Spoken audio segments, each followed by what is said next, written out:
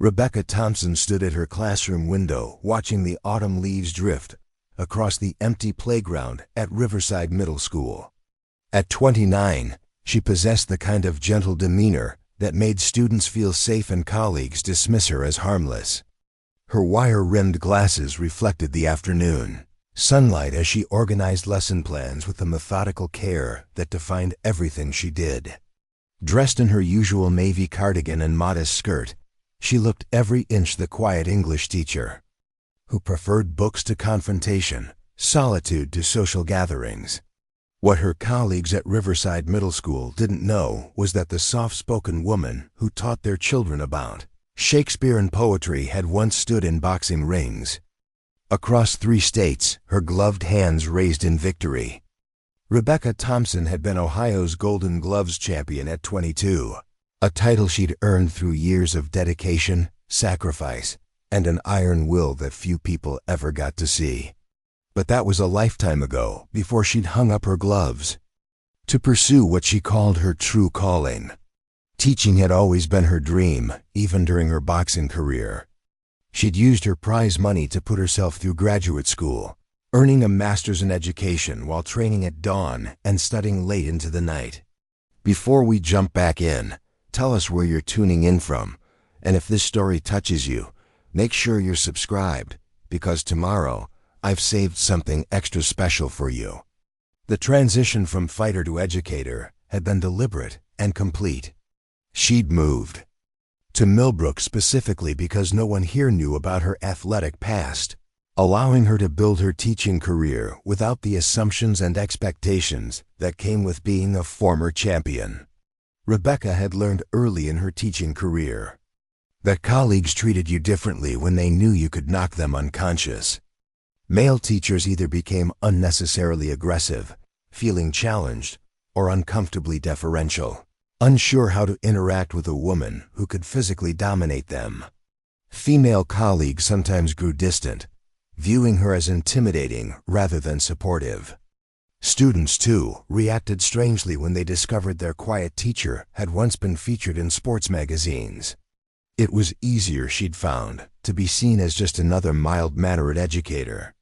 So she'd buried that part of herself, keeping her championship belt locked away in a box under her bed, along with newspaper clippings, photos, and medals from a career that felt like it belonged to someone else. Her modest apartment contained no evidence of her fighting days. Instead, bookshelves lined every wall, filled with classic literature, poetry collections, and teaching resources. To anyone who visited, Rebecca Thompson appeared to be exactly what she seemed, a dedicated teacher whose only passion was nurturing young minds. The irony wasn't lost on her that she'd originally started boxing because of bullies.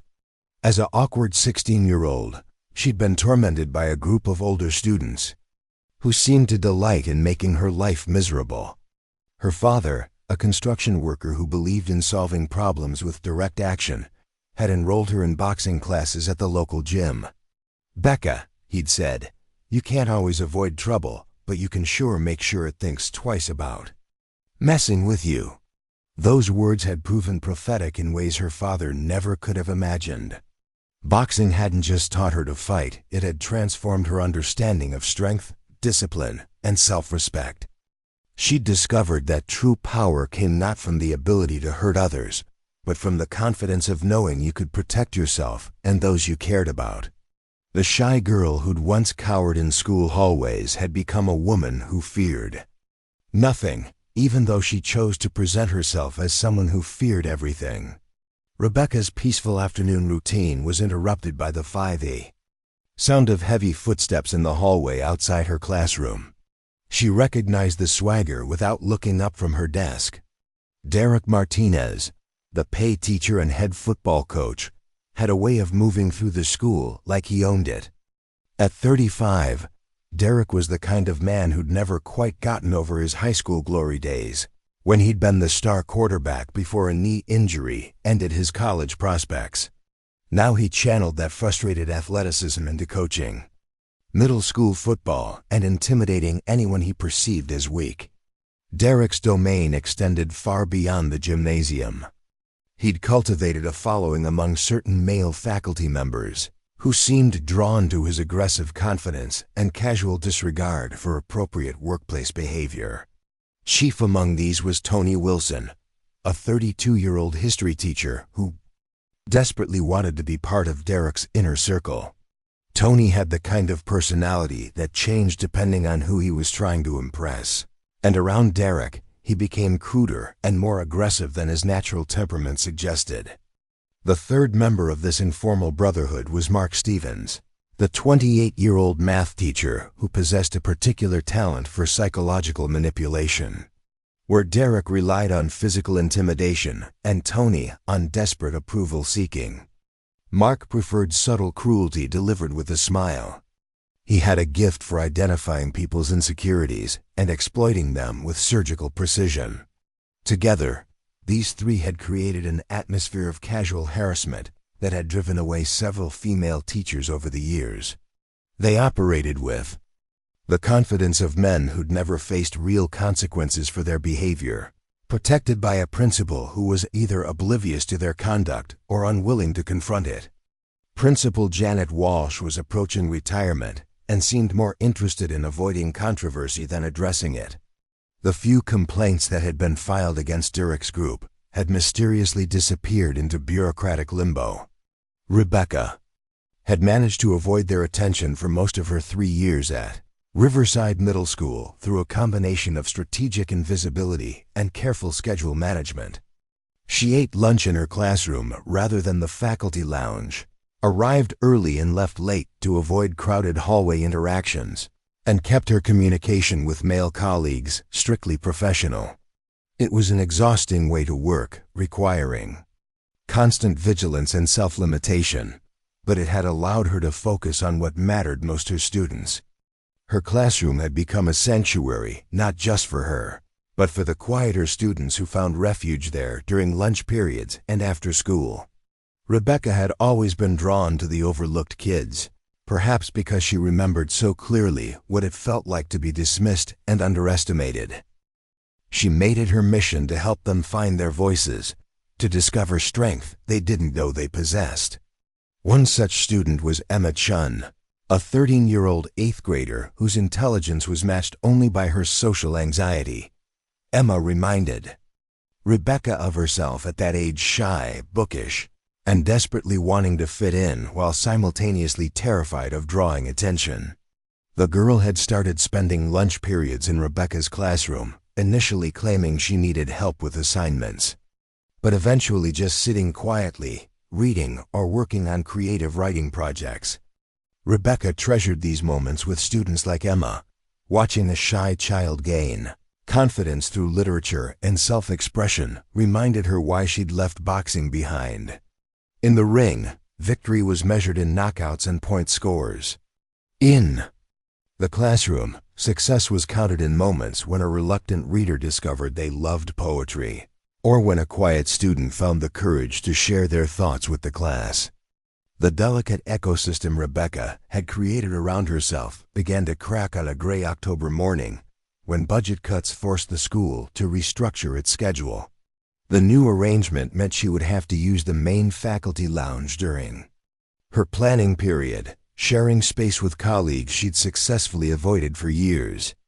She'd tried to negotiate an alternative arrangement with Principal Walsh, but the woman had waved off her concerns with bureaucratic indifference. "Miss Thompson," Principal Walsh had said, not looking up from her paperwork, "I'm sure you can manage to have coffee with your colleagues for an hour. It might even be good for you to socialize more." Rebecca's first few days in the faculty lounge passed without incident. She brought papers to grade, kept her earbuds in, and tried to make herself as inconspicuous as possible. The strategy worked until the day Derek Martinez decided she was too comfortable. It started with seemingly innocent comments about her appearance. "Hey, Miss Thompson," Derek would say loudly enough for the entire lounge to hear. "You know, if you ever want to join my fitness classes, I could help you tone up a bit. Put some muscle on those skinny arms." Tony would laugh appreciatively at these remarks, adding his own observations about Rebecca's clothing choices or suggesting She needed to live a little instead of always having her nose in a book. Mark's contributions were more subtle but equally cutting comments about how she probably scared away potential boyfriends by being too intellectual, or suggestions that she needed to learn how to relate to normal people. Rebecca endured these interactions with the same patience she'd once used to absorb body shots in the boxing ring. She understood that any response would only escalate the situation, and she was determined not to give them the satisfaction of knowing they'd gotten under her skin. But each comment chipped away at the professional environment she'd worked so hard to maintain, and she found herself dreading the planning period that had once been a peaceful break in her day. The situation escalated when Derek began making increasingly inappropriate remarks about her body. He would comment on how she dressed like a nun and speculate about what she might look like if she ever learned how to show off her assets. These comments were always delivered with a laugh, as if they were harmless jokes among colleagues, but Rebecca recognized them for what they were: deliberate attempts to make her uncomfortable in her own workplace. The breaking point came on a Friday afternoon in late October, when most of the other faculty members had already left for the weekend. Rebecca was gathering her papers to leave the lounge when Derek blocked her path to the door. Tony and Mark flanked him, their positions clearly coordinated to prevent her from leaving. "You know what your problem is, Thompson," Derek said, his voice carrying the aggressive confidence of someone who'd never been challenged. "You think you're better than everyone else, walking around here like you're too good to talk to people, too smart for the rest of us." Rebecca kept her voice steady, recognizing the situation as it developed. "I just prefer to keep things professional, Derek. Now if you'll excuse me, I need to get home." "Professional," Mark repeated mockingly. "Is that what you call being a frigid ice queen? No wonder you're still single." Tony laughed nervously, clearly uncomfortable with the direction the conversation was taking, but unwilling to break ranks with his alpha. Maybe she just needs someone to show her how to loosen up. Derek stepped closer, and Rebecca could smell the coffee on his breath, see the predatory gleam in his eyes that she recognized from 100 encounters with men who thought women existed for their entertainment. "You know what I think? I think you're all talk and no action. Bet you've never even been kissed properly." When Rebecca tried to step around him, Derek moved to block her again, this time deliberately brushing against her. The contact was brief, but unmistakably intentional, and Rebecca felt the familiar surge of adrenaline that had once preceded every boxing match. Preparing and narrating this story took us a lot of time, so if you are enjoying it, subscribe to our channel. It means a lot to us. Now back to the story. Her body remembered the preparation for conflict even as her mind counseled restraint. "Derek," she said quietly, "I'm asking you to move." "Or what?" he challenged, emboldened by her apparent helplessness. "You'll report me?" "Good luck with that. Principal Walsh knows we're just having some friendly conversation." It was then that Derek made the mistake that would change everything. Reaching out with deliberate intent, he grabbed Rebecca's chest, squeezing hard enough to hurt while grinning at his companions. "See? Nothing there anyway, just like I thought." The world slowed down for Rebecca in that moment, the way it always had in the boxing ring when an opponent made a critical error.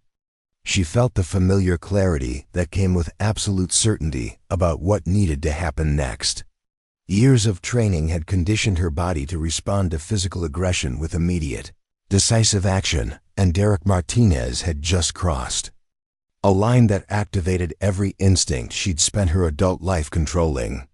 But instead of reacting immediately, Rebecca did something that surprised even herself. She stepped back, looked Derek directly in the eyes, and spoke with a calmness that made all three men suddenly uncomfortable. "You have one chance to apologize and walk away," she said. "One chance." Derek's response was to laugh and reach for her again. "What are you going to do about it, Teach? Give me detention?" That was when Rebecca Thompson, mild-mannered English teacher, disappeared entirely. In her place stood the woman who had once dominated boxing rings across 3 states, whose lightning-fast combinations had earned her a reputation as one of the most feared fighters in her weight class. The transformation was so complete and so sudden that all 3 men took an instinctive step backward. "You chose this," Rebecca said simply. Derek's second attempt to grab her never reached its target. Rebecca's left hand shot out in a perfect jab, connecting with his nose with enough force to send him staggering backward, blood streaming down his face. Before Tony could react, a right cross caught him in the solar plexus, dropping him to his knees and leaving him gasping for air. Mark, realizing that his psychological intimidation tactics were useless against someone who could end him physically, raised his hands in surrender. "Please," he stammered. "We were just joking around." Rebecca stood over Derek, who was clutching his broken nose and staring up at her in shock. 37 amateur fights, she said conversationally. 34 wins, 3 decisions, Ohio Golden Gloves champion. I retired undefeated because I wanted to teach children, not because I couldn't fight anymore. The entire confrontation had lasted less than 30 seconds, but it had fundamentally altered the power dynamic that had existed at Riverside Middle School for years. Rebecca straightened her cardigan, picked up her papers, and walked toward the door. Just before leaving, she turned back to address the 3 men who were still trying to process what had happened. "The next time any of you thinks about putting your hands on a woman without permission," she said, "remember this moment. Remember that you never know who you're dealing with, and that some of us learned a long time ago how to handle bullies." As she walked down the empty hallway toward her classroom, Rebecca felt a complicated mix of emotions. Part of her regretted that it had come to violence, that her carefully constructed professional persona had been shattered in a moment of necessary self-defense. But another part of her, the part that remembered what it felt like to be powerless, felt a deep satisfaction at finally using her skills to protect not just herself, but potentially other women who might have become Derek's victims. She knew that Monday morning would bring consequences. Principal Walsh would have to address what had happened, and Rebecca's secret would be exposed to the entire school community. But as she sat in her quiet classroom, grading papers as if nothing had happened, she realized she was no longer afraid of those consequences. For the first time in 3 years, she felt like herself again, fully, authentically, unapologetically herself. The shy teacher who had once hidden her strength had discovered that some secrets weren't meant to be kept forever. Sometimes, the most powerful thing you could do was simply refuse to be anyone other than who you truly were, regardless of who felt threatened by that truth. The philosophy that had guided Rebecca Thompson through her boxing career and into her teaching life came from an unlikely source. Coach Patricia Rodriguez had been a formidable woman in her prime, standing barely 5 feet tall but commanding respect from heavyweight fighters who towered over her. At 55, Pat now served as Riverside Middle School's guidance counselor, having transitioned from training champions to helping troubled kids find their way. She had been Rebecca's trainer for 6 years, the architect of the fighting style that had made the young woman nearly unstoppable in the ring. Pat's approach to boxing had been unconventional from the beginning. While other trainers focused purely on technique and aggression, she emphasized restraint and responsibility. "Anyone can throw a punch, Mia," she would tell Rebecca during those grueling training sessions at the old Millbrook boxing gym. "But a true fighter knows when not to throw one. Your hands are weapons now. That makes you responsible for every time you choose to use them." The lessons had gone far beyond physical technique. Pat had drilled into Rebecca the understanding that strength without discipline was just violence, that power without purpose was merely destruction. She taught her protege that the greatest victories often came from walking away from fights that didn't need to happen. "The ring is one thing," Pat would say after particularly intense sparring sessions. "Out there in the world, you fight. Only when there's no other choice. You fight to protect, never to dominate. These principles had shaped every aspect of Rebecca's approach to conflict. Even in her most dominant performances, she had never been a cruel fighter. She finished opponents quickly and cleanly, with no unnecessary punishment or showboating. When she retired, it wasn't because of injury or defeat, but because she had accomplished what she'd set out to do. She had proven to herself and the world that she could stand up to any challenge, and that knowledge had given her the confidence to pursue her true calling without looking back. The transition from fighter to teacher had required a fundamental shift in how she applied these lessons. In the boxing gym, clear rules governed every interaction. In the classroom and faculty lounge, the boundaries were murkier, the power dynamics more complex. Rebecca had chosen to err on the side of absolute caution, avoiding any situation that might require her to use her skills. She believed that her job was to nurture and educate, not to intimidate or overpower. Pat Rodriguez had understood this choice even when she disagreed with it.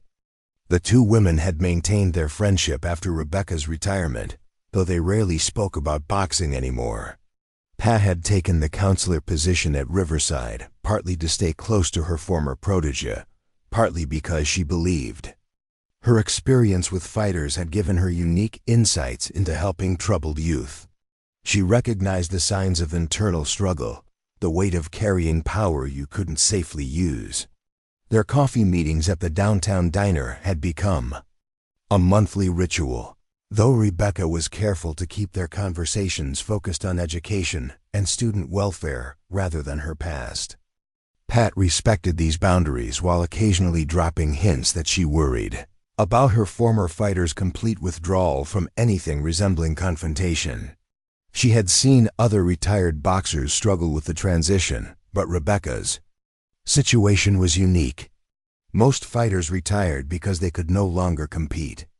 Rebecca had retired while still in her prime, walking away from a career that could have continued for years. The guidance counselor in Pat recognized the signs of someone suppressing a fundamental part of their identity. She watched Rebecca navigate the school's social dynamics with the careful precision of someone constantly monitoring for threats, always positioning herself to avoid rather than engage. It was a sustainable strategy only as long as everyone else cooperated, and Pat knew better than most that bullies rarely respected anyone's desire to be left alone. The unspoken understanding between the two women was that Pat's boxing knowledge remained confidential. Rebecca had made it clear when she took the teaching position that her athletic background was private information, and Pat had honored that request completely. Not even Principal Walsh knew that the quiet English teacher and the guidance counselor shared a history that went back over a decade. This secrecy had allowed Rebecca to build her professional reputation entirely on her teaching abilities, free from the assumptions and expectations that would have followed her championship background. Pat's philosophy about conflict resolution had evolved during her years working with middle school students. She had learned that children, like fighters, responded better to clear boundaries than to endless accommodation. Some kids needed to test limits before they could respect them, and backing down from necessary confrontations often made situations worse rather than better. She had tried to share this insight with Rebecca indirectly, through conversations about classroom management and student discipline, but she could see that her former student was determined to avoid any situation that might require her to assert herself physically. The irony was not lost on Pat that she now spent her days teaching conflict resolution to students while her most successful former fighter had essentially removed herself from any situation where she might need to use those skills.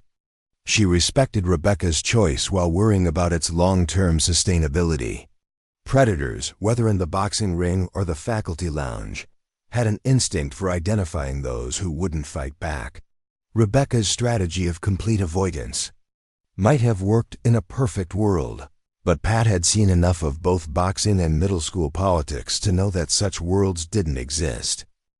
The monthly coffee meetings had begun to include subtle discussions about workplace dynamics, with Pat carefully probing whether Rebecca was experiencing any difficulties with her colleagues. Rebecca's responses had been diplomatically vague, but Pat's trained eye had noticed increasing signs of stress. Her former student was eating less, sleeping poorly, and showing the kind of hypervigilance that Pat associated with fighters who were being stalked by dangerous opponents outside. The ring. Pat had dealt with workplace harassment cases in her counseling role, and she recognized the patterns even when they weren't explicitly described. Rebecca's increasingly elaborate schedule modifications, her reluctance to attend faculty meetings, and her obvious anxiety about certain colleagues painted a clear picture. But Pat also knew that offering unsolicited advice would only push Rebecca further into isolation. Her former student would have to reach the point of asking for help before any meaningful conversation could happen. The balance Pat had taught Rebecca about using strength responsibly had perhaps been too effective. The young woman had internalized the lesson so completely that she now seemed incapable of recognizing situations where measured force might be the most appropriate response. Pat worried that years of restraint had actually weakened Rebecca's ability to protect herself, not because she lacked the physical skills, but because she had developed such an aversion to using them. Understanding the psychology of bullies had been part of Pat's training methodology. She had worked with fighters who came from abusive backgrounds, who had learned that violence was often the only language their tormentors understood. The key was teaching them to distinguish between productive and destructive applications of force, to recognize when walking away was wisdom and when it was enabling further abuse. Rebecca had mastered the first lesson, but seemed to have forgotten the second. Derek Martinez represented a type Pat had encountered many times in both boxing gyms and school settings. He was the kind of man who interpreted kindness as weakness, who mistook restraint for inability. Such men rarely respected boundaries that weren't enforced with immediate consequences. Pat had seen enough of Derek's interactions with female staff to recognize him as a predator testing limits, looking for victims who wouldn't fight back effectively. The other faculty members who enabled Derek's behavior were equally familiar types. Tony Wilson displayed the classic psychology of a follower who gained status by participating in the alpha's aggression, while Mark Stevens represented the more sophisticated predator who preferred psychological manipulation to crude physical intimidation. Together, they created an environment where harassment could escalate steadily, protected by the assumption that their targets wouldn't or couldn't respond effectively. Pat had considered intervening directly, perhaps by documenting Derek's behavior, or encouraging other faculty members to file formal complaints. But she also knew that such approaches rarely succeeded against well-established power structures, especially when the principal seemed either unaware or unwilling to address the situation. Real change would require someone to draw a line that couldn't be ignored, to demonstrate that certain behaviors would not be tolerated regardless of social hierarchies or administrative indifference. The philosophy Pat had taught Rebecca about fighting was ultimately about justice rather than violence.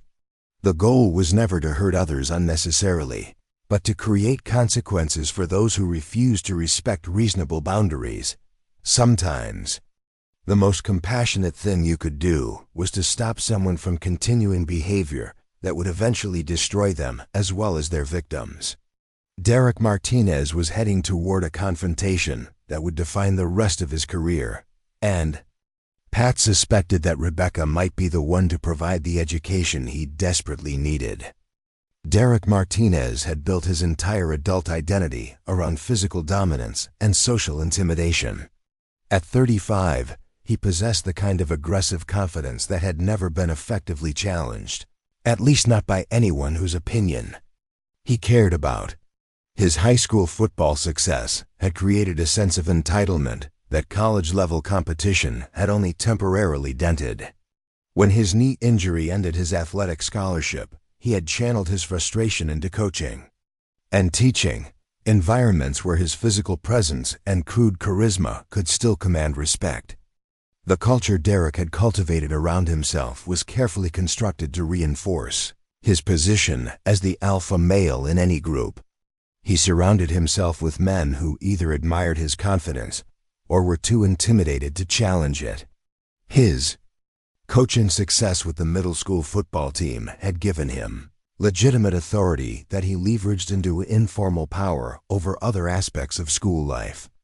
Parents respected him for developing their son's athletic abilities, and administrators valued him for bringing positive attention to the school's sports programs. Derek's approach to women had always been predatory, though he was careful to maintain plausible deniability in his harassment. He had learned early in his teaching career which lines he could cross without facing serious consequences, and he had gradually expanded those boundaries through years of testing and adjustment.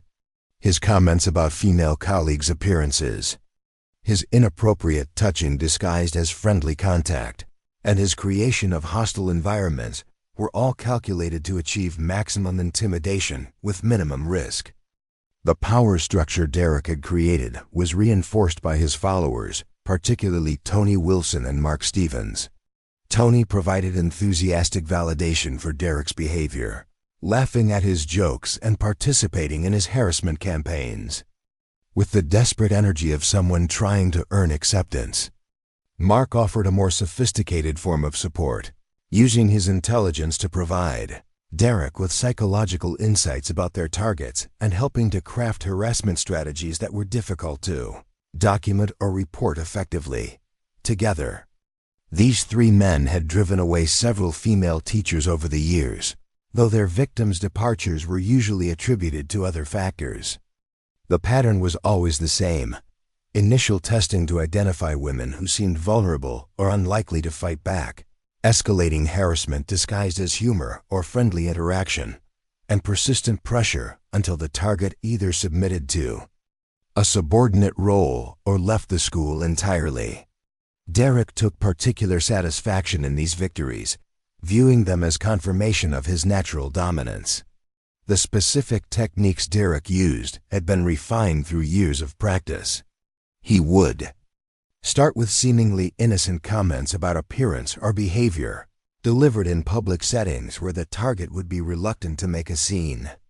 He would gradually escalate to more personal remarks, inappropriate questions about romantic relationships, and eventually physical contact that pushed boundaries while maintaining the pretense of accidental or friendly interaction.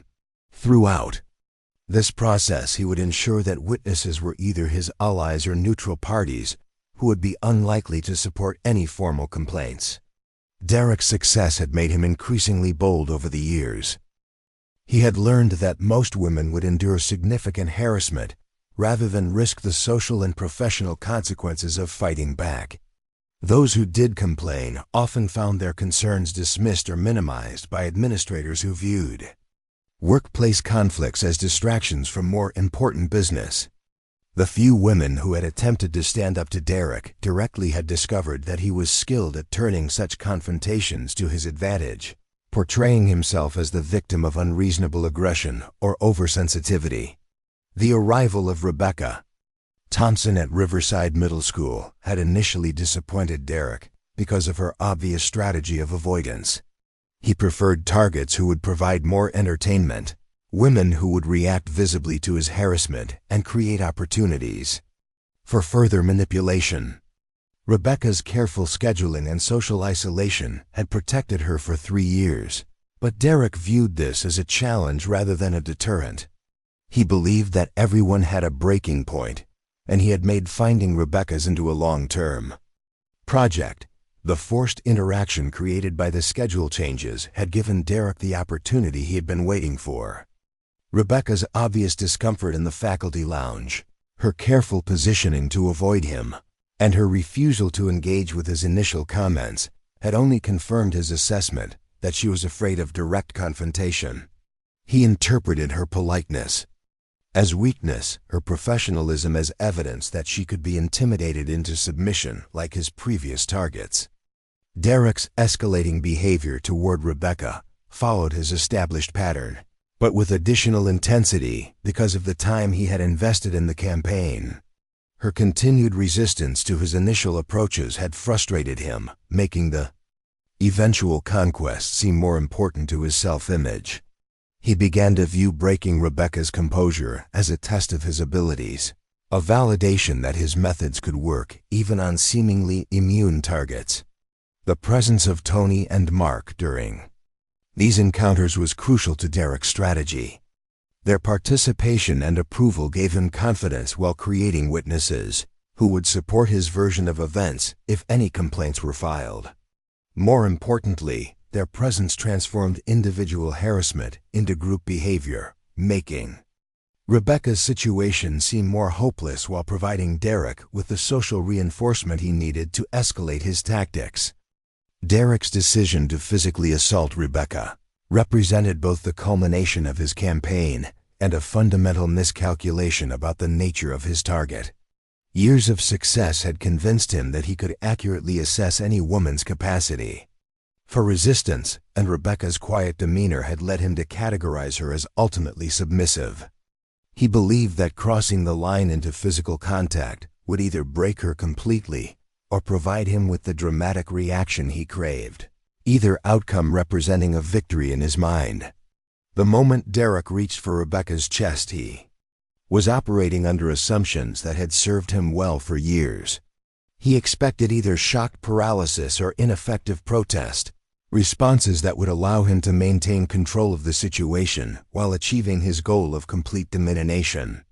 He had never encountered a woman who possessed both the ability and willingness to respond to his aggression with superior force, and this blind spot was about to cost him everything he had spent years building.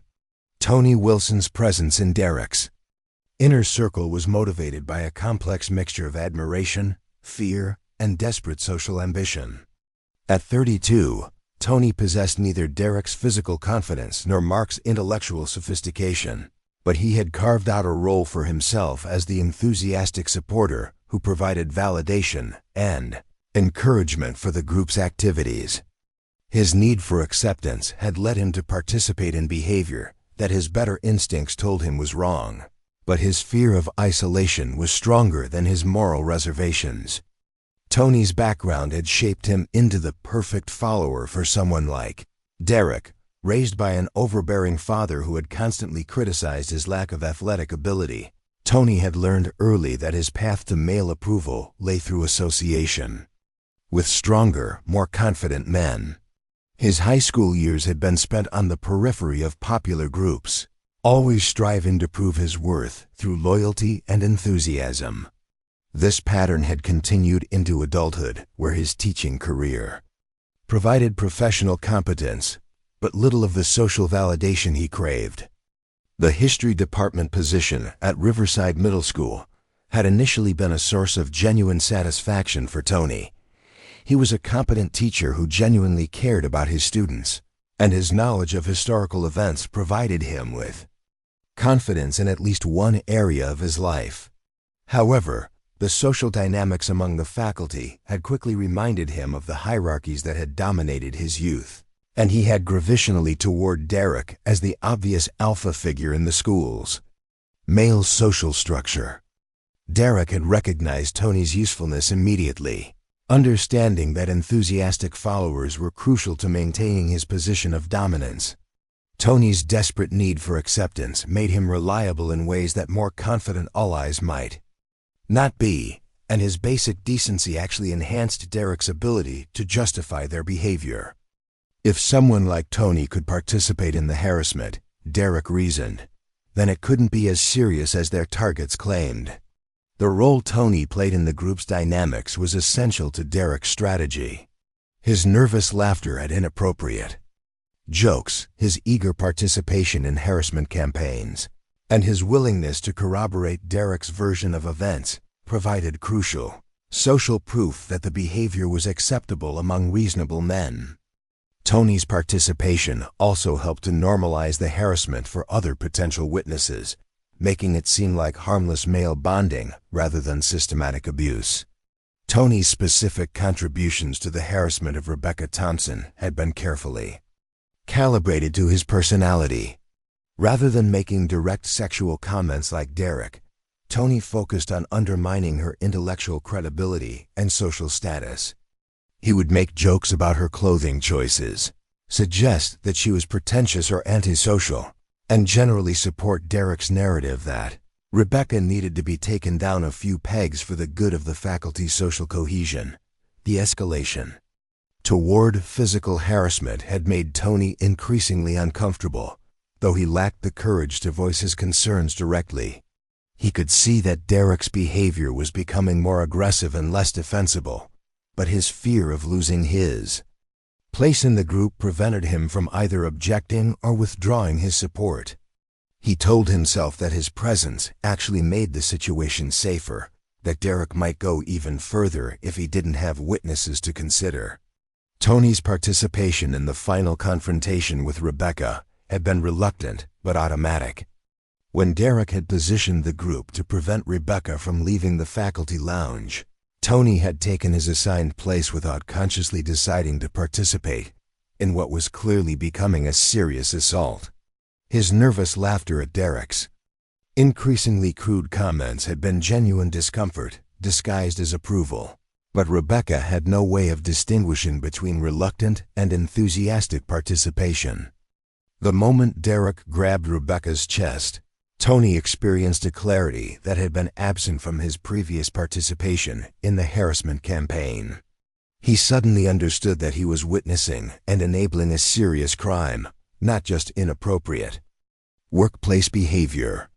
The knowledge that he had helped create this situation while lacking the power to control its outcome filled him with a terror that had nothing to do with physical fear and everything to do with moral recognition. When Rebecca's response demonstrated her true capabilities, Tony's first emotion was relief rather than shock. The immediate danger to Rebecca was over, and Derek's obvious injury meant that the escalation would have to stop. But relief was quickly replaced by the understanding that his own position was now untenable. He had participated in behavior that would be impossible to justify, and his association with Derek would make him guilty by association, regardless of his level of enthusiasm. Tony's collapse under Rebecca's precise strike had been as much psychological as physical. The blow to his solar plexus had been painful but not permanently damaging, yet it represented the complete destruction of the social identity he had spent years constructing.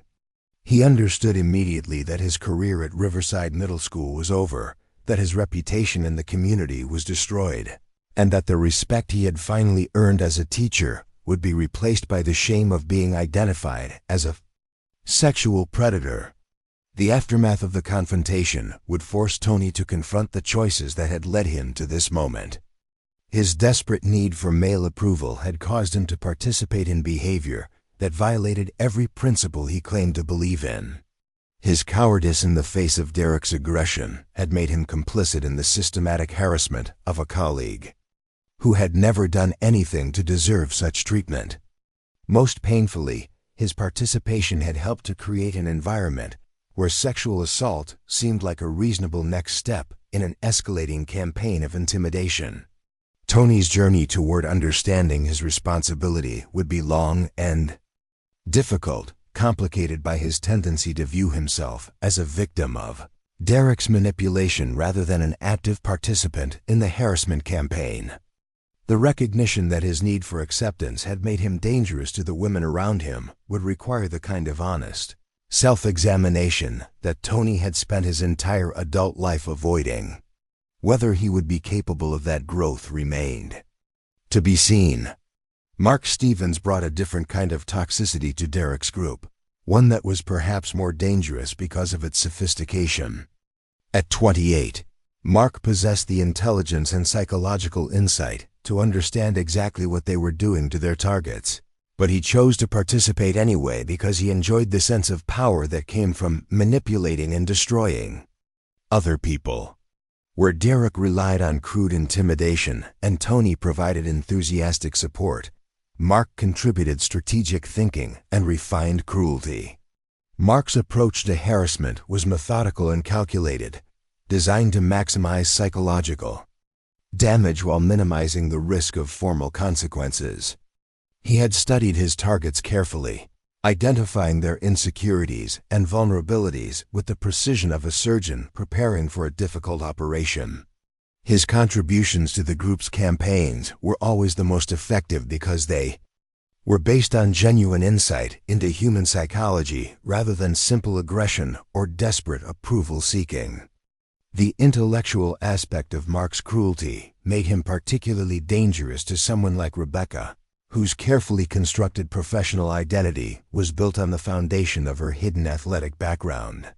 Mark had sensed from the beginning that Rebecca was concealing something significant about herself, and he had made discovering and exploiting that secret into a personal challenge. His comments about her social isolation and intellectual pretensions were designed to probe for weaknesses while creating emotional distress.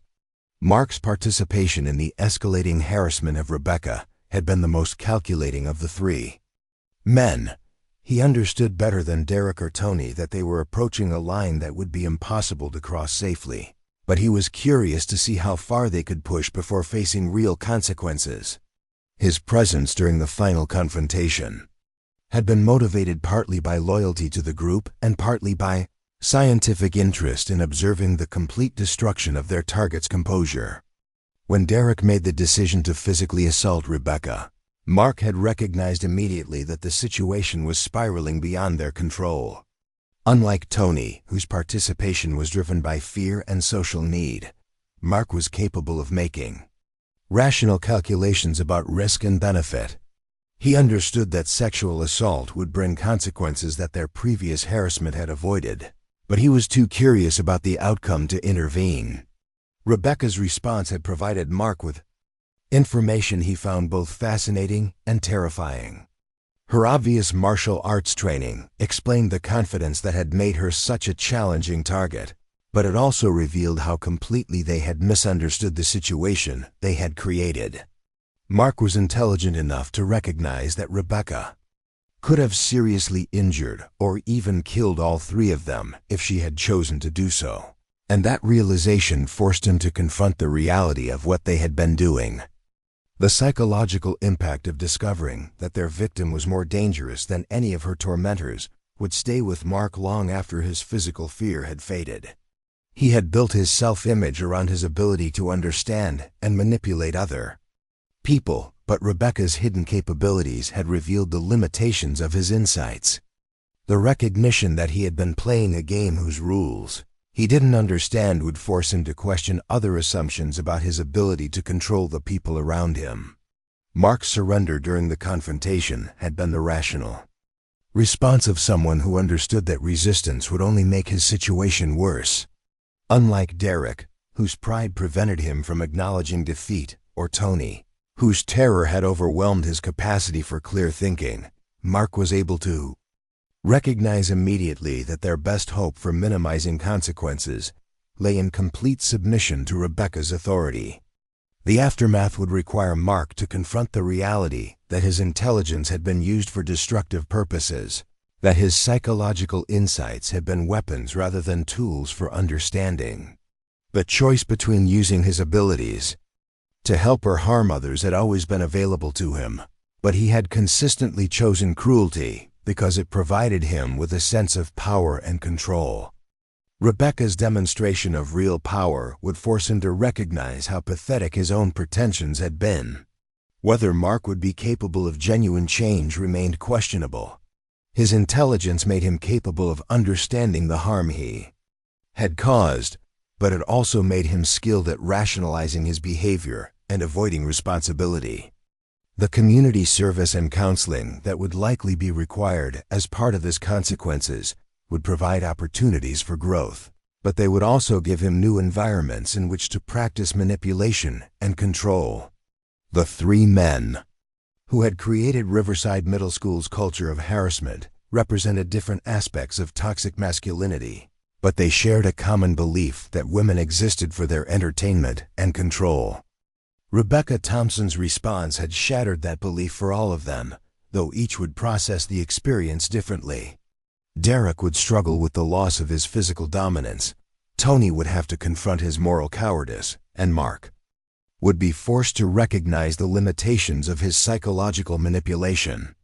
The question was whether any of them would be capable of the genuine change that would be required to rejoin civilized society. The systematic campaign against Rebecca. Thompson had evolved into a daily ritual of psychological warfare that permeated every aspect of her professional life at Riverside Middle School. What had begun as Derek's casual testing of boundaries had transformed into an orchestrated effort to break down her composure and force her into a position of complete subordination. The three men had developed their tactics over months of careful observation, learning her routines and identifying the moments when she was most vulnerable to their harassment. The morning attacks typically began in the parking lot, where Derek would position himself near Rebecca's car to intercept her arrival. His comments would start seemingly innocent observations about her appearance or demeanor, delivered with the kind of aggressive friendliness that made any objection seem unreasonable. "Looking tired this morning, Thompson," he would say, with a grin that never reached his eyes. "Maybe you need someone to help you sleep better at night." The implications were always clear, even when the language remained technically appropriate. For a professional setting, these parking lot encounters served multiple purposes in Derek's strategy. They established his dominance by forcing Rebecca to interact with him before she could reach the safety of her classroom. They demonstrated to any other early arriving faculty that Rebecca was his target, and they set a tone of unease that would follow her throughout the day. Derek had learned that starting Rebecca's morning with anxiety would make her more reactive to subsequent harassment, creating opportunities for the kind of public breakdown that would cement his victory. The hallway campaigns required more sophisticated coordination between the three men. They would position themselves at strategic locations along Rebecca's usual routes between classes, forcing her to choose between encountering them or taking longer, more circuitous paths that would make her late for her teaching obligations. When she chose to face them directly, they would create brief but intense moments of harassment that were timed to occur when other faculty members were present but distracted. Derek's hallway technique involved positioning himself to force physical proximity while maintaining the appearance of casual conversation. He would lean against walls or doorframes in ways that required Rebecca to squeeze past him, creating opportunities for accidental contact while discussing school business that provided cover for his real intentions. "Excuse me, Thompson," he would say while deliberately not moving out of her way. "I wanted to ask you about that student report. You know, the one about behavioral problems?" The emphasis on certain words was calculated to create double meanings that only Rebecca would fully understand. Tony's role in these hallway encounters was to provide social proof that Derek's behavior was acceptable among reasonable colleagues. His nervous laughter at Derek's comments and his eager participation in discussions that turned Rebecca's professional concerns into subjects of mockery served to normalize the harassment for any potential witnesses. "Yeah, behavioral problems," Tony would echo with uncomfortable enthusiasm. "Some people just don't know how to handle authority properly." Mark's contributions were more subtle but equally damaging to Rebecca's professional environment. He would use his knowledge of psychology to identify the comments most likely to undermine her confidence in specific situations. Before parent conferences, he might suggest that Rebecca seemed emotionally unstable and probably shouldn't be trusted with difficult conversations. Before faculty meetings, he would make observations about her social isolation that were designed to make her feel excluded before the meetings even began.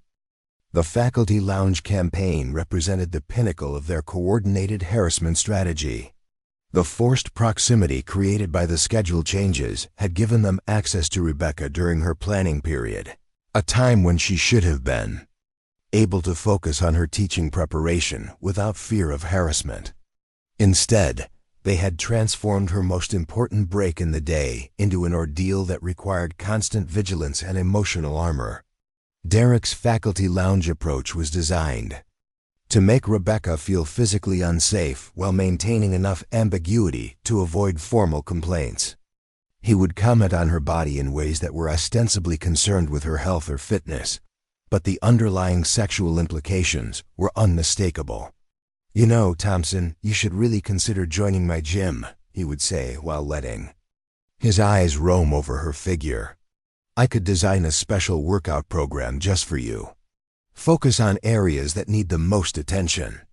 The temperature of the room seemed to drop whenever Derek began these monologues, but other faculty members had learned to ignore or even quietly excuse themselves rather than risk becoming targets themselves.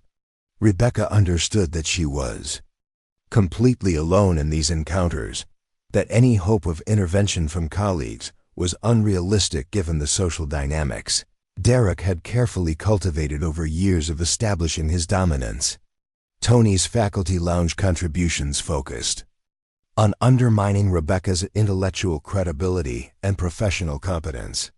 He would make jokes about her teaching methods that were designed to suggest she was pretentious or out of touch with her students' needs. "I heard Thompson assigned Romeo and Juliet to 8th graders," he would say with exaggerated concern. "Isn't that a bit advanced for kids who can barely read? Maybe she's trying to impress someone instead of actually teaching." These academic attacks were particularly effective because they struck at the core of Rebecca's professional identity. She had built her reputation entirely on her teaching abilities, and suggestions that she was incompetent or self-indulgent in her curriculum choices threatened the foundation of everything she had worked to achieve. The fact that Tony's criticisms were delivered in the guise of concern for student welfare made them especially difficult to address directly without seeming defensive or unreasonable. Mark's faculty lounge strategy was the most sophisticated and psychologically damaging of the three approaches. He would use his understanding of human behavior to make observations about Rebecca that were technically accurate but delivered in ways that made her seem pathological or disturbing. "Have you noticed how Thompson never makes eye contact during conversations?" he would ask the room in general. "That's usually a sign of either severe social anxiety or deceptive behavior. Makes you wonder what she's hiding." These pseudo-psychological analyses were devastating because they contained enough truth to seem credible while being framed in ways that made Rebecca's natural introversion seem like evidence of serious personal problems. Mark's background in education gave his observations apparent authority, and his calm, analytical delivery made them seem like objective professional assessments rather than malicious personal attacks. The cumulative effect of these daily campaigns was to create an environment where Rebecca's mere presence at school became a source of stress and anxiety. She found herself planning her movements with military precision, timing her arrivals and departures to avoid her tormentors, eating lunch in her classroom to escape the faculty lounge, and developing stress-related physical symptoms that affected her sleep and appetite. The isolation was perhaps the most damaging aspect of the sustained harassment. Rebecca's strategy of avoiding conflict had required her to withdraw from normal collegial relationships, but the harassment campaign had accelerated this process by making it clear that other faculty members would not intervene on her behalf. She had become a pariah not because of anything she had done, but because association with her might bring unwanted attention from Derek's group. Emma Chun had begun to notice changes in her favorite teacher's demeanor and energy level. The 13-year-old was sensitive to adult emotions in the way that many children who had experienced family trauma learned to be, and she could see that Ms. Thompson was struggling with something that went beyond normal workplace stress.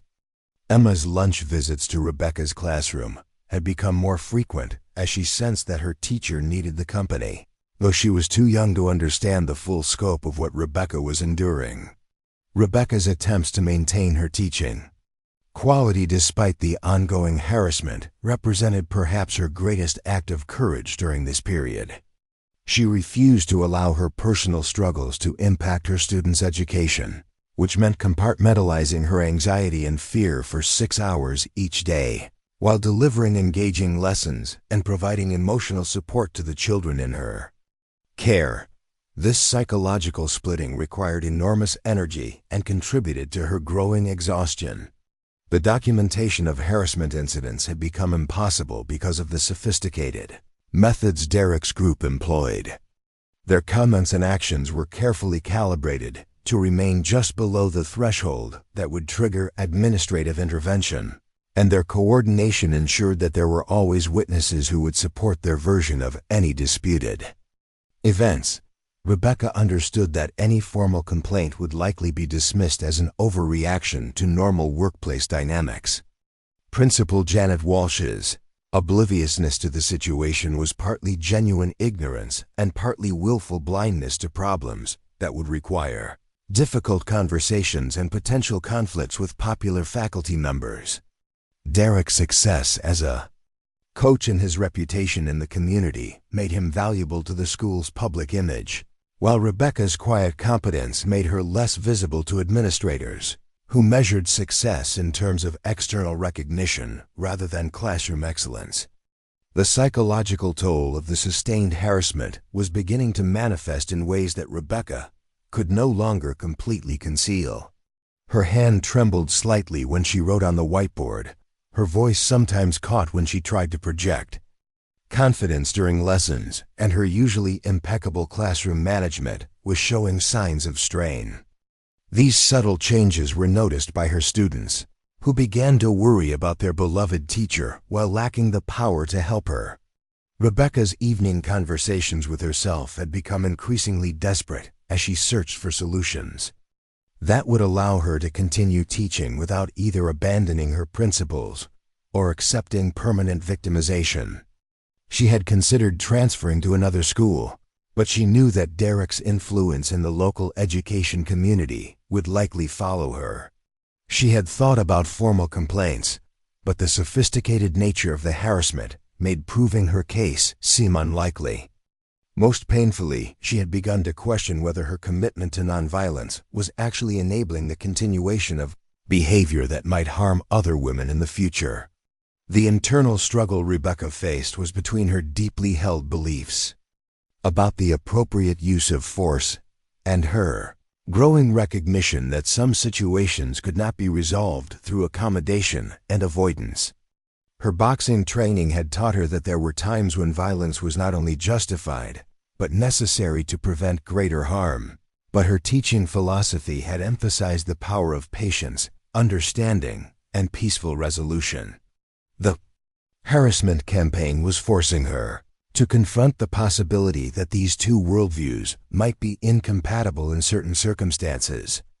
Derek's increasing boldness suggested that he interpreted Rebecca's restraint as evidence of weakness rather than strength. Each successful harassment incident seemed to embolden him to push further, to test new boundaries and escalate his tactics.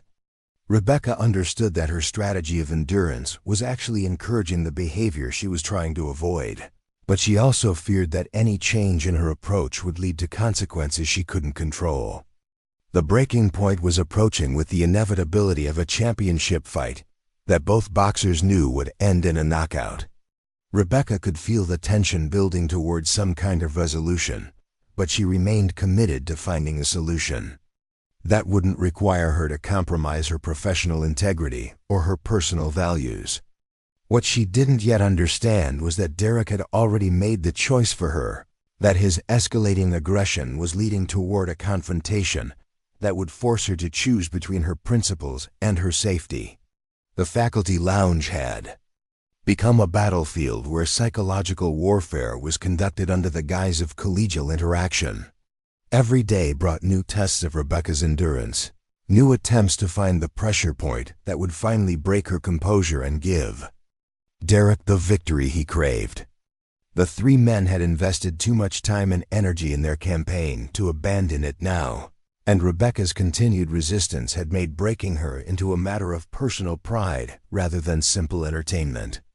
The final escalation began on a gray October morning when Derek arrived at school with the kind of predatory confidence that suggested he had decided to end the stalemate once and for all. His greeting to Rebecca in the parking lot carried an undercurrent of anticipation that made her immediately alert to increased danger. "Today's going to be a good day, Thompson," he said with a smile that was more threat than promise. "I can feel it." Rebecca's internal struggle with the moral complexity of her situation had reached a crisis point that would soon force her to make choices she had hoped to avoid. The woman who had once dominated boxing rings through superior technique and unshakable confidence was about to discover whether those skills could be applied to protecting herself in an environment where the rules were less clear and the consequences more complicated than anything she had faced as an athlete.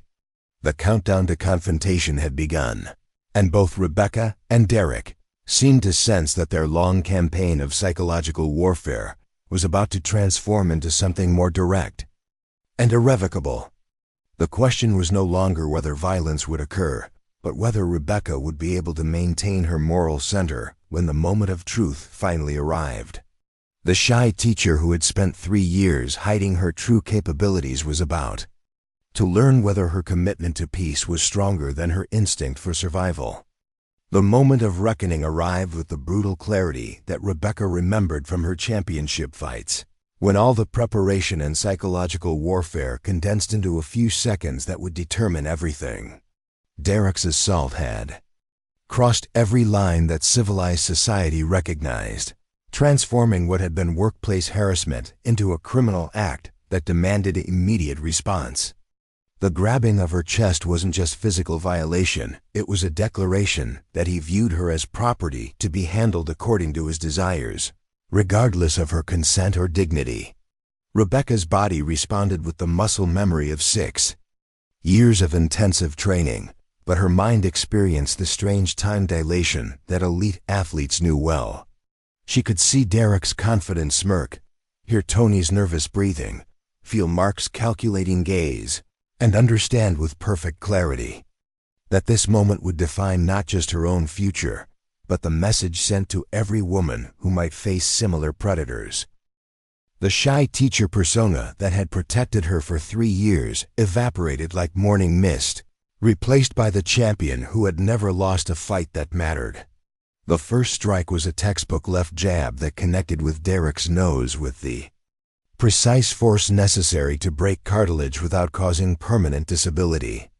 Rebecca's boxing training had always emphasized control over raw power, and even in this moment of justified fury, she measured her response to match the threat rather than her emotional state. Derek's head snapped back from the impact, blood immediately streaming from his broken nose as his expression shifted from predatory confidence to shock and pain. Before Derek could process what had happened, Rebecca was already moving to address the secondary threats. Tony's attempt to intervene was met with a right cross to his solar plexus that was calculated to incapacitate without causing lasting injury. The strike drove the air from his lungs and dropped him to his knees, but Rebecca's precision ensured that he would recover fully within minutes. Her training had taught her to neutralize threats efficiently while avoiding the kind of excessive force that could transform self-defense into assault. Mark's immediate surrender demonstrated the intelligence that made him dangerous in psychological warfare but useless in physical confrontation. His raised hands and stammered pleas for mercy revealed the cowardice that lay beneath his sophisticated cruelty, and Rebecca's decision to accept his submission showed the restraint that separated trained fighters from common brawlers. She had achieved total tactical dominance in less than 10 seconds, using minimal force to neutralize 3 grown men who had assumed she was helpless. The transformation in Rebecca's bearing was complete and irreversible. Gone was the hunched posture and apologetic demeanor that had characterized her interactions with these men for months.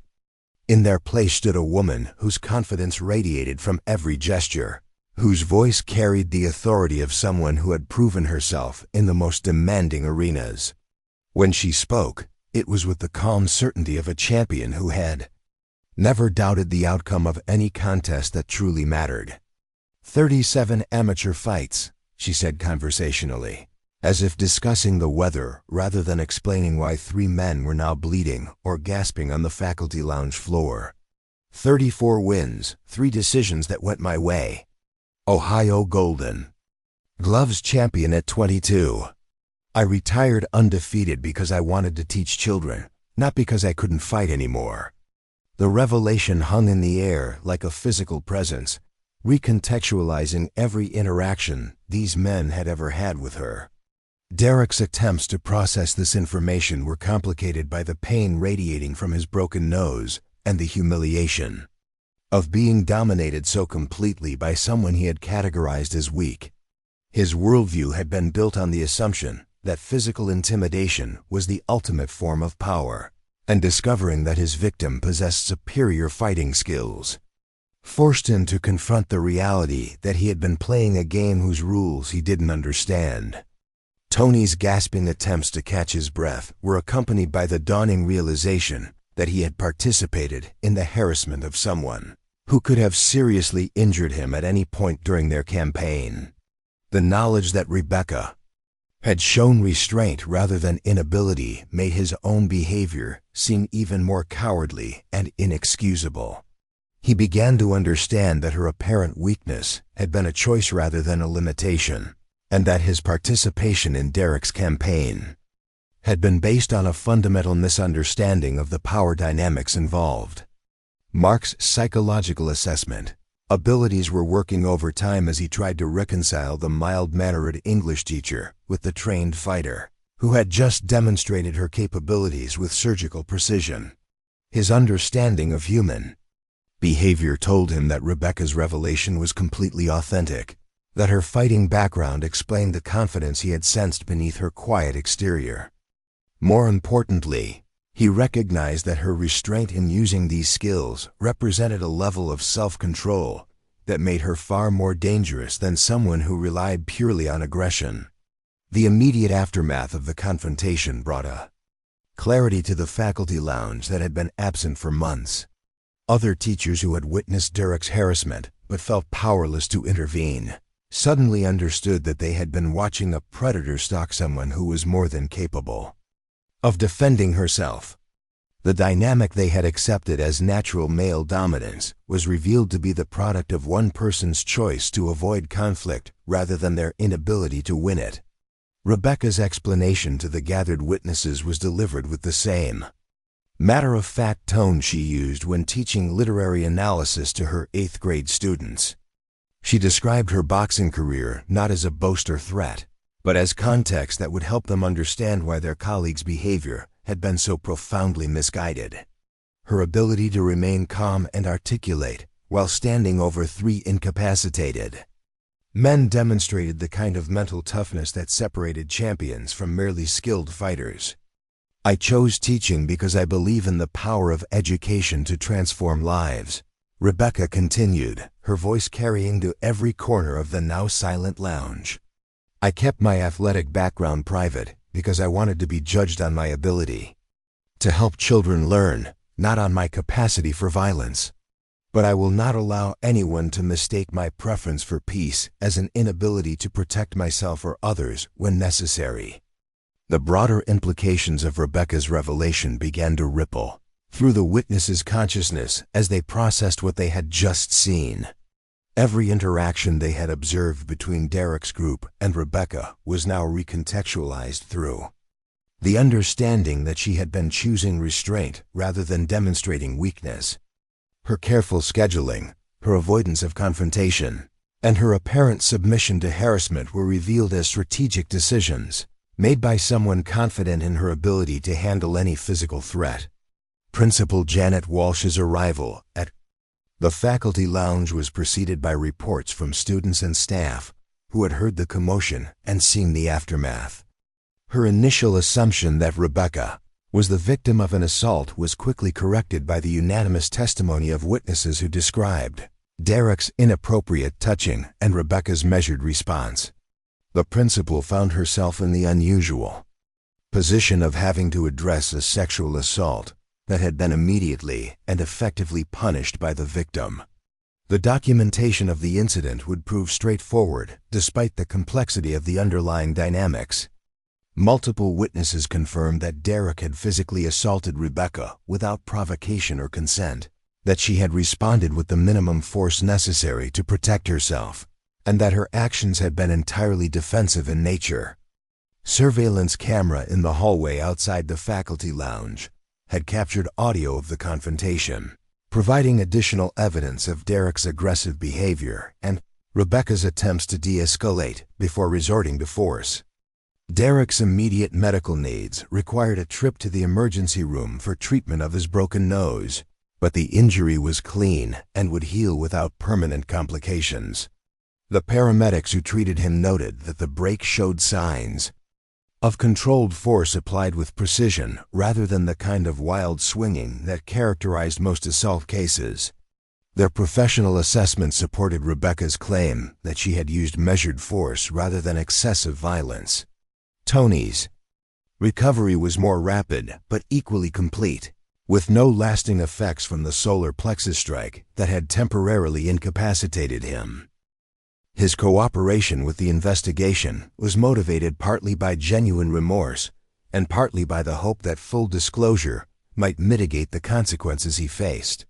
His detailed confession of the harassment campaign provided investigators with a comprehensive picture of the systematic abuse that had preceded the physical confrontation. Mark's psychological evaluation during the investigation revealed a complex personality structure that combined high intelligence with limited empathy and a tendency toward manipulation. His participation in the harassment campaign had been more calculated than Derek's crude aggression or Tony's desperate approval-seeking, making his behavior particularly disturbing to the professionals who interviewed him. His immediate surrender during the confrontation had likely prevented serious injury, but it also demonstrated his fundamental cowardice when faced with someone who couldn't be intimidated or manipulated. The investigation that followed revealed the full scope of Derek's pattern of harassment toward female faculty members over his career at Riverside Middle School. Several former teachers came forward with their own stories of inappropriate behavior, creating a timeline of predatory conduct that stretched back years. Rebecca's case was notable not because it was isolated, but because she was the first victim with both the ability and willingness to respond effectively to Derek's escalating behavior. The legal consequences for the three men were swift and appropriate to their levels of involvement. Derek faced charges of sexual assault and harassment, along with the immediate termination of his teaching contract and coaching positions. His reputation in the community was destroyed overnight as news of his behavior spread through the tight-knit network of parents and educators who had once respected his work with young athletes. Tony's consequences were severe but reflected his role as a follower rather than a leader in the harassment campaign. His teaching contract was terminated, and he faced charges related to his participation in creating a hostile work environment, but his cooperation with investigators and evidence of genuine remorse resulted in a plea agreement that avoided jail time in exchange for community service and mandatory counseling. Mark's intellectual approach to harassment resulted in charges that recognized the psychological damage his behavior had caused. His teaching license was permanently revoked, and he faced civil liability for his role in creating the hostile environment that had driven other women from their positions. His attempts to minimize his involvement by claiming he was merely following Derek's lead were undermined by evidence of his strategic contributions to the harassment campaigns. The broader changes at Riverside Middle School began immediately following the incident, as Principal Walsh was forced to confront the reality that her inattention had enabled a culture of harassment to flourish under her administration. New policies were implemented requiring immediate investigation of harassment complaints, mandatory training for all faculty on appropriate workplace behavior, and clear consequences for violations of professional conduct standards. Rebecca's status within the school community was transformed overnight from that Of a quiet outsider to a respected colleague who had demonstrated both physical courage and moral integrity. Students and parents who learned about her background were impressed, not by her fighting abilities, but by her choice to use those skills only when absolutely necessary to protect herself and others. Her classroom became a gathering place for teachers who wanted to learn from someone who had successfully stood up to workplace bullying. The revelation of Rebecca's boxing background had an unexpected effect on her relationship with her students, particularly the quieter ones who had always felt safe in her classroom. Emma Chun and others like her were inspired not by the violence Rebecca had used, but by the lesson that strength could be hidden beneath a gentle exterior, and that defending yourself was sometimes necessary, even when you preferred peace. Coach Pat Rodriguez's role as Rebecca's former trainer became public knowledge during the investigation, adding another layer to the story that captivated the local community. The guidance counselor's pride in her former student was evident to everyone who saw them together, and their renewed partnership in helping other students and faculty deal with bullying situations became a model for the kind of mentorship that could transform lives. The month following the confrontation brought a steady stream of support from unexpected sources. Former boxing colleagues who learned about Rebecca's situation reached out to offer encouragement and share their own stories of life after competitive fighting. Parents of her students wrote letters thanking her not just for her excellent teaching, but for demonstrating that women could be both nurturing educators and strong defenders of themselves and others. Rebecca's decision to remain at Riverside Middle School rather than seeking a fresh start elsewhere sent a powerful message about the importance of standing your ground when you're in the right. Her continued presence in the building served as a daily reminder that predatory behavior would not be tolerated, and that victims had more power than they might realize. Her classroom became a sanctuary not just for struggling students, but for faculty members who needed to remember what courage looked like in practice. The transformation in school culture was gradual but unmistakable, as other faculty members found their voices and began speaking up about inappropriate behavior they had previously endured in silence. Rebecca's example had shown them that resistance was possible and that institutional change could begin with individual courage. The ripple effects of her decision to fight back extended far beyond the immediate consequences for Derek's group. Derek's eventual guilty plea came with a statement, acknowledging the harm he had caused and expressing what appeared to be genuine remorse for his behavior. Whether this represented actual growth or strategic positioning for sentencing purposes remained unclear, but his public admission of wrongdoing provided closure for his victims and sent a clear message about the consequences of predatory behavior. Tony's journey toward understanding his own complicity in the harassment campaign was more visible and apparently more genuine than Derek's courtroom contrition. His mandatory counseling sessions had helped him recognize how his desperate need for male approval had made him dangerous to the women around him, and his volunteer work at a women's shelter represented an attempt to make amends for the harm he had enabled. Mark's intellectual analysis of his own behavior was characteristically sophisticated, but potentially less meaningful than the emotional growth shown by his co-conspirators. His ability to understand and articulate the psychological mechanisms behind his harassment of Rebecca demonstrated his intelligence, but raised questions about whether he was truly changed or simply better equipped to hide his predatory instincts in the future. 6 months after the confrontation, Rebecca stood in her classroom preparing for another day of teaching literature to 8th grade students who looked at her with a mixture of admiration and curiosity. The newspaper clipping describing her Golden Gloves championship was now framed on her desk, no longer a secret, but a source of pride for both her and her students. She had learned that hiding your strength didn't always protect you, and that sometimes the most powerful thing you could do was simply refuse to be anyone other than who you truly were. The lesson she had taught that day in the faculty lounge extended far beyond the immediate participants to every person who heard the story and understood its implications. Bullies only had as much power as their victims allowed them to have. And sometimes the quiet ones were the most dangerous opponents of all. Rebecca Thompson had shown an entire community that respect was something you commanded through your actions, not something you begged for through your submission.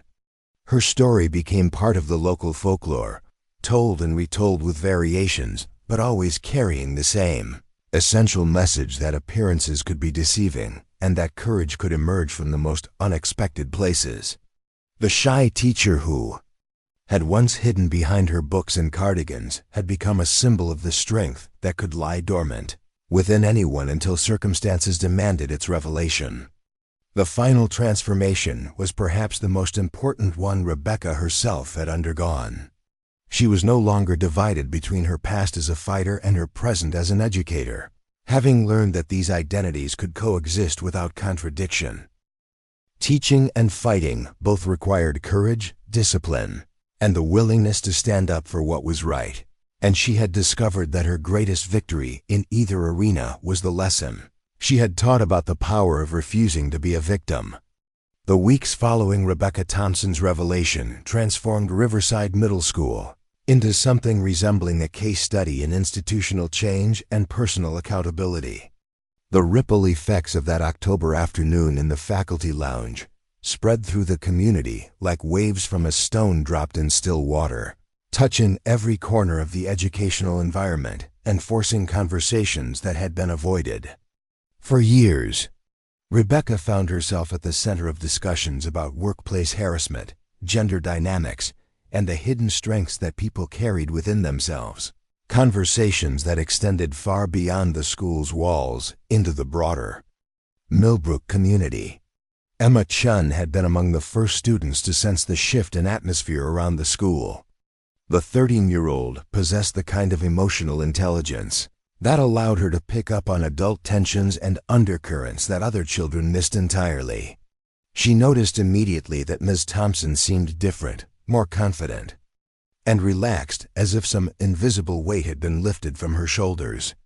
The careful scheduling that had once characterized her teacher's movements through the building had been replaced by a natural, unhurried pace that suggested someone who no longer felt the need to avoid certain areas or people. The revelation of Rebecca's boxing background had spread through the student body with the speed that only middle school gossip could achieve. But the reaction had been overwhelmingly positive rather than fearful. Students who had always felt safe in Rebecca's classroom now understood why that sense of security had been so complete. Their quiet English teacher had been someone capable of protecting them from any threat, and that knowledge made them feel even more valued and cared for than they had before. During lunch periods, Rebecca's classroom became an informal gathering place for students who wanted to hear stories about her boxing career, though she was careful to frame these discussions in terms of discipline, hard work, and the importance of standing up for what was right, rather than glorifying violence. She spoke about the mental aspects of training, the importance of respect for opponents, and the way that martial arts could build confidence without encouraging aggression. These conversations became some of the most meaningful teaching moments of her career, opportunities to discuss character development and personal integrity in ways that traditional curriculum rarely allowed. Emma had been particularly fascinated by the idea that strength could be hidden beneath a gentle exterior, that someone could choose peace while maintaining the ability to defend themselves when necessary. The concept resonated with her own struggles, with social anxiety and feelings of powerlessness in middle school social dynamics. "Ms. Thompson," she asked during one of their private conversations, "how did you know when it was time to stop being quiet and start fighting back?" Rebecca's answer had been carefully considered, drawing on both her boxing experience and her educational training. "Emma, there's a difference between being quiet because you're thoughtful and being quiet because you're afraid," she explained. "I was quiet because I preferred to focus on teaching and learning, not because I couldn't handle conflict. When someone crosses the line from disagreement to abuse, when they try to hurt you or make you feel unsafe, that's when you have to stand up for yourself. The key is making sure your response matches the situation, that you use just enough force to stop the problem without creating bigger ones. The guidance counselor Pat Rodriguez had watched this transformation in Rebecca with a mixture of pride and relief that was visible to anyone who knew their history together. The monthly coffee meetings at the downtown diner had evolved from carefully neutral conversations about education into deeper discussions about the integration of Rebecca's two identities. Pat had always believed that her former students' complete rejection of her fighting background was unhealthy, that true strength came from accepting all aspects of yourself rather than hiding parts that seemed inconvenient or potentially problematic. "You know what I'm proudest of?" Pat said during one of their first post-incident conversations. "Not that you could handle those three idiots. I always knew you could do that. I'm proud that you used exactly the right amount of force, that you stayed in control even when you had every right to be furious. That's what separates a trained fighter from someone who just knows how to throw punches.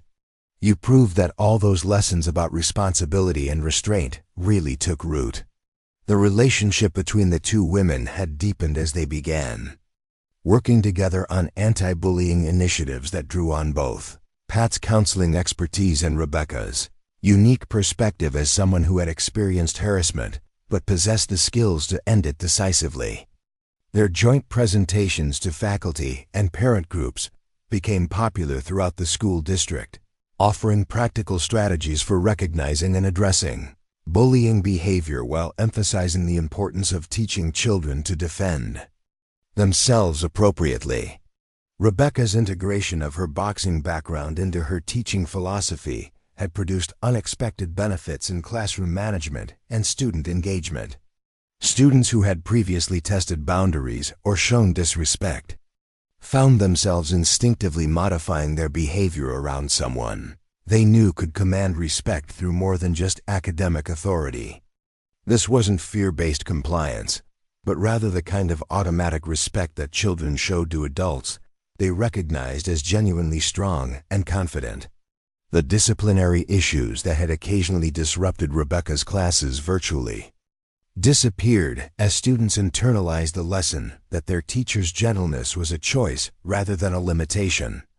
This transformation allowed her to focus entirely on education rather than classroom control, leading to some of the best teaching performances of her career. Her literature discussions became more dynamic, her writing assignments more creative, and her ability to connect with struggling students more effective than ever before. The administrative response to the incident had been swift and comprehensive, with Principal Janet Walsh recognizing that her previous inattention to workplace dynamics had created legal and moral liabilities that could no longer be ignored. The new harassment policies implemented at Riverside Middle School became a model for other districts, dealing with similar issues, emphasizing immediate investigation, clear consequences, and support systems for both victims and witnesses of inappropriate behavior. Walsh's relationship with Rebecca had evolved from polite distance to genuine respect and collaboration as the principal recognized the teacher's value, not just as an educator, but as a leader who could help transform the school's culture. Rebecca's willingness to serve on policy committees and training initiatives demonstrated her commitment to ensuring that other women wouldn't face the kind of systematic harassment she had endured. Her contributions to these efforts were informed by both her personal experience and her understanding of power dynamics developed through years of competitive fighting. The legal proceedings against Derek Martinez had concluded with his guilty plea to sexual assault charges, resulting in a criminal record that effectively ended his career in education and coaching. The civil lawsuit filed by Rebecca and supported by testimonies from other victims had resulted in a substantial settlement that she used partly for her own benefit and partly to establish a fund supporting women facing workplace harassment. Derek's public acknowledgement of his behavior and expression of remorse had been part of his plea agreement, though questions remained about the sincerity of his transformation. Derek's fall from his position of community prominence had been swift and complete, serving as a cautionary tale about the consequences of abusing power and position. Former players and colleagues who had once admired his coaching abilities now distanced themselves from his legacy, understanding that his success had been built on a foundation of intimidation and inappropriate behavior that had no place in educational settings. The Millbrook community's rejection of his actions sent a clear message about the values they expected from those entrusted with their children's development. Tony Wilson's journey toward redemption had been more visible and apparently more genuine than Derek's courtroom contrition. His mandatory counseling sessions had led to genuine insights about his behavior patterns and the psychological needs that had made him susceptible to Derek's influence. His volunteer work at domestic violence shelters had given him first-hand exposure to the long-term effects of the kind of harassment he had participated in, creating emotional understanding that complemented his intellectual recognition of wrongdoing. Tony's decision to leave education entirely and pursue a career in social work represented a fundamental reorientation of his professional goals toward helping rather than harming vulnerable populations.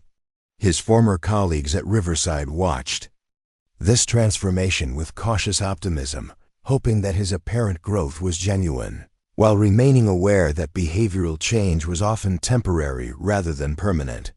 His regular check-ins with Rebecca, initiated at his request, provided ongoing accountability for his progress toward becoming a better person. Mark Stevens had approached his consequences with the same analytical mindset that had made him effective at psychological manipulation, studying his required counseling sessions and community service assignments as problems to be solved rather than opportunities for genuine growth.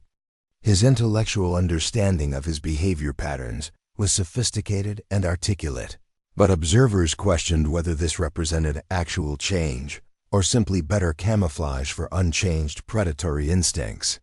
Mark's permanent ban from educational settings had been accompanied by restrictions on his contact with vulnerable populations that reflected the community's recognition of his potential for future harm. His attempts to rebuild his reputation through volunteer work and public statements of remorse were met with skepticism from those who understood that intelligence without empathy could make someone more dangerous rather than less so. The long-term monitoring of his behavior became a community responsibility that extended beyond formal legal requirements. The broader impact of Rebecca's story had spread far beyond Millbrook through social media, news coverage, and word-of-mouth sharing that emphasized different aspects of the incident depending on the audience. Women's rights advocates focused on the empowerment message and the importance of self-defense training. Educators discussed the workplace harassment issues and institutional failures that had allowed the situation to develop. Martial arts communities celebrated the restraint and precision Rebecca had shown in using her skills only when absolutely necessary. Speaking engagements and interview requests had provided Rebecca with platforms to share her message about the integration of strength and compassion, though she was selective about which opportunities aligned with her values and teaching responsibilities. Her preference remained focused on educational settings, where she could directly impact young people's understanding of conflict resolution, personal empowerment, and the responsibility that came with possessing skills that could harm others. The documentary crew that approached Rebecca about telling her story had been politely declined, as she preferred to maintain her privacy while continuing to work with students and colleagues rather than becoming a public figure defined primarily by a single incident. Her choice to remain focused on teaching rather than pursuing celebrity reflected the same values that had led her to retire from boxing at the height of her success in order to pursue her true calling in education. Rebecca's classroom had become a pilgrimage site of sorts for educators from other districts who wanted to observe her teaching methods and understand how someone could maintain both authority and compassion in dealing with challenging students. These visitors often left with insights that went beyond classroom management techniques to encompass broader questions about personal authenticity, moral courage, and the integration of different aspects of identity that might seem contradictory, but were actually complementary. The scholarship fund Rebecca had established using part of her legal settlement had grown through community donations and fundraising events into a significant resource for young women pursuing education while dealing with harassment or intimidation. The selection criteria emphasized not just academic achievement, but also moral courage and commitment to helping others, reflecting Rebecca's belief that true strength was measured by willingness to protect those who couldn't protect themselves. Emma Chun had been among the first recipients of this scholarship support, though she wouldn't need it for college for several years. The mentorship component of the program had provided her with access to strong female role models beyond Rebecca herself, creating a network of support that would help her navigate the challenges of adolescence and young adulthood with confidence and clarity about her own values and capabilities. The annual anti-bullying assembly that Rebecca and Pat Rodriguez organized had become a highlight of the school year, featuring presentations that combined practical self-defense instruction with discussions about conflict resolution, bystander intervention, and the psychology of harassment. These events drew participants from throughout the region and had inspired similar programs in dozens of other schools, multiplying the impact of Rebecca's decision to stand up for herself and others. 5 years after the incident that had transformed her life, Rebecca Thompson stood in her classroom preparing for another day of teaching literature to 8th grade students who looked at her with respect earned through both her academic expertise and her demonstrated moral courage. The framed photograph of her Golden Gloves championship had been joined by pictures of former students who had gone on to achieve their own successes, creating a visual reminder of the different types of victories that defined a meaningful life. The integration of her identities as both educator and fighter had produced a version of herself that was more complete and authentic than either role alone could have provided. Students and colleagues who interacted with her understood intuitively that they were in the presence of someone who had chosen gentleness from a position of strength rather than weakness, making her compassion more meaningful and her authority more natural. The lesson she had taught that day in the faculty lounge had evolved into a broader philosophy about the relationship between power and responsibility, strength and service, individual courage, and collective change. Her story had become part of the school's culture and the community's collective memory, serving as a reminder that heroes often looked like ordinary people until circumstances demanded that they reveal their true capabilities. Rebecca's morning routine now included a brief stop at the memorial garden that had been planted in honor of all the women who had left Riverside Middle School due to harassment before she had found the courage to fight back. The garden served as both a tribute to those who had suffered in silence and a commitment to ensuring that future generations of educators would work in environments where such silence was neither necessary nor expected. The shy teacher who had once hidden her strength behind oversized cardigans and downcast eyes had become a symbol of the transformation possible when someone decided to live authentically rather than safely.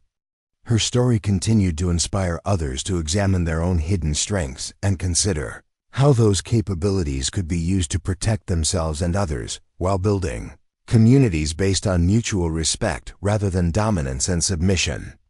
Standing in her classroom surrounded by students who trusted her completely and colleagues who valued her contributions, Rebecca Thompson represented the possibility that anyone could choose to be more than they appeared.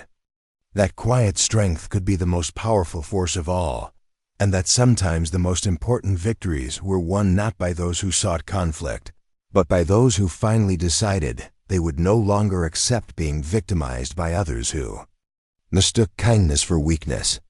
The morning sunlight streaming through the windows of Rebecca Thompson's classroom carried with it the promise of another day filled with possibilities, both for her students and for herself. 7 years had passed since that transformative October afternoon, and the woman who had once struggled to find her voice in faculty meetings now served as Riverside Middle School's assistant principal, a role that allowed her to shape policy and culture in ways that extended far beyond her individual classroom. The transition from teacher to administrator had been natural, driven by her colleagues' recognition that someone who had demonstrated such courage and wisdom in crisis deserved a larger platform for creating positive change. The office that Rebecca now occupied had been redesigned to reflect her dual identity as educator and advocate, with bookshelves containing both classic literature and modern texts on conflict resolution, leadership development, and trauma-informed education. The framed Golden Gloves Championship certificate hung beside her master's degree and various teaching awards, creating a visual representation of the integrated life she had learned to embrace. Students who visited her office often commented on the boxing gloves displayed in a place of honor, understanding intuitively that they represented not just athletic achievement, but the courage to stand up for what was right.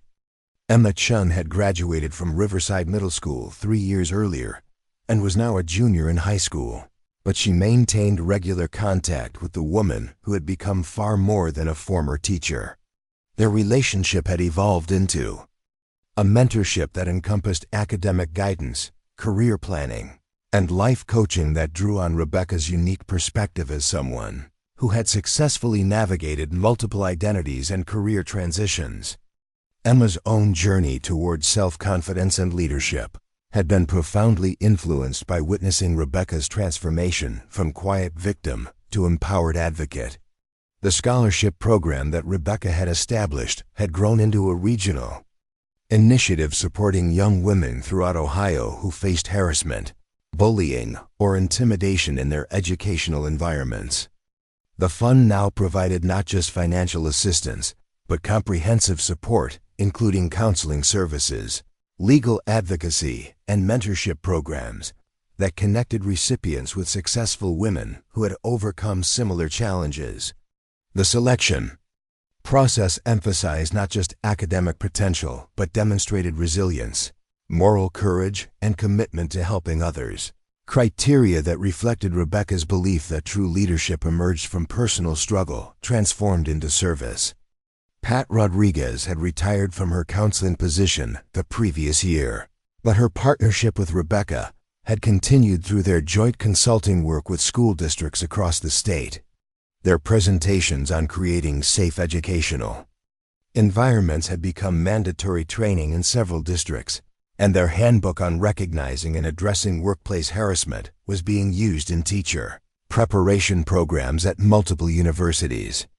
The professional relationship that had begun in a boxing gym decades earlier had evolved into a collaboration that was changing how educators thought about power dynamics, conflict resolution, and institutional responsibility.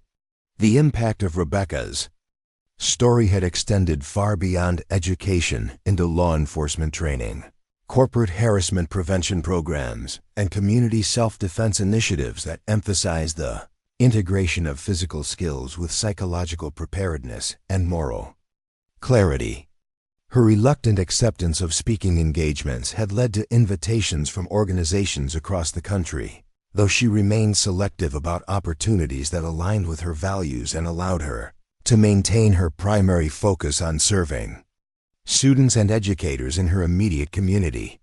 The documentary about workplace harassment in education that had finally been produced, with Rebecca's careful participation, had won several awards and sparked legislative discussions about strengthening protections for teachers and school staff. The film's focus on institutional failures and systematic solutions, rather than individual heroics, had aligned with Rebecca's preference for addressing root causes rather than simply celebrating dramatic interventions. Her appearance in the documentary was brief but powerful, emphasizing the importance of creating environments where such interventions were unnecessary rather than relying on individuals to defend themselves against predictable threats. Derek Martinez had served his sentence and completed his required counseling, but his attempts to rebuild his life had been complicated by the lasting consequences of his actions. The criminal record that resulted from his assault conviction had made employment in education or youth services impossible, and his reputation in the Millbrook community remained permanently damaged. His few public appearances had been characterized by what seemed like genuine remorse, but the community's response had been mixed, with many residents believing that some actions created consequences that couldn't be fully overcome through apology or rehabilitation. Tony Wilson's transformation had proved more enduring than many observers had initially expected, with his career in social work providing both personal fulfillment and opportunities to make amends for his past behavior.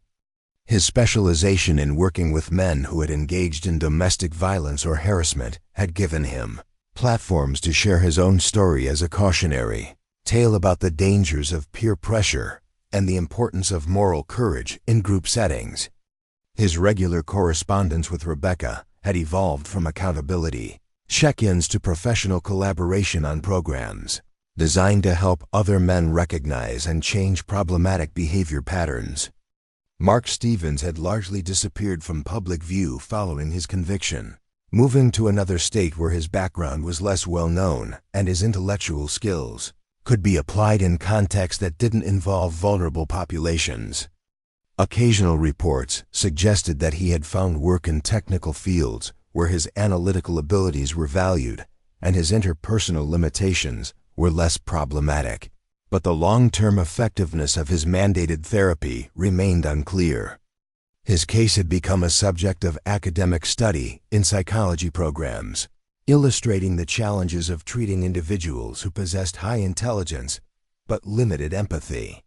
The culture at Riverside Middle School had been fundamentally altered by the events that had brought Rebecca's hidden strengths to light, with new traditions and policies that reflected a commitment to respect, inclusion, and mutual support that extended far beyond mere compliance with legal requirements. The annual Character Education Assembly that Rebecca organized featured guest speakers who had overcome various forms of adversity, creating opportunities for students to learn about resilience, courage, and the importance of standing up for others who faced intimidation or abuse. The memorial garden that honored educators who had left their positions due to harassment had become a gathering place for reflection and recommitment to the values that made schools safe and supportive for all members of the community. The garden's design incorporated elements that symbolized growth, transformation, and renewal, serving as a visual reminder that positive change was always possible when people chose to act with courage and compassion rather than fear and self-interest. Rebecca's morning routine now included visits to classrooms throughout the building, where her presence served both administrative and inspirational purposes. Students and teachers alike drew confidence from interactions with someone who had demonstrated that quiet strength could be the most powerful force of all, that choosing peace from a position of strength was more admirable than avoiding conflict from weakness, and that authentic leadership required the integration of all aspects of one's identity, rather than the suppression of inconvenient truths.